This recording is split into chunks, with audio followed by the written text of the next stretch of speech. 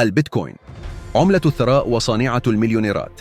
في 10 سنوات فقط تضاعف سعر عملة البيتكوين 254 مرة. ارتفع سعرها من 430 دولارا في نهاية عام 2015 إلى 111 ألف دولار حاليا.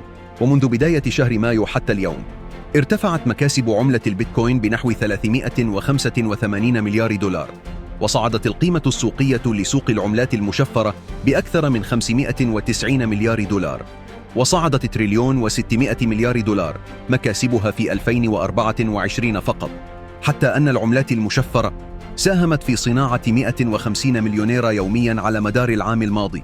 البيتكوين تحولت من عملة كانت منبوذة لسنوات ولا يتعامل بها إلا المضاربون والمشككون بالنظام المالي العالمي والمؤمنون بالمؤامرات، إلى عملة تحظى بقبول المؤسسات العالمية الكبرى وتحظى بحماية تحت مظلة الرئيس الأمريكي، حتى أن ترامب نفسه وزوجته أطلقا عملات مشفرة خاصة بهم للتعبير عن دعمهم لهذا النوع من العملات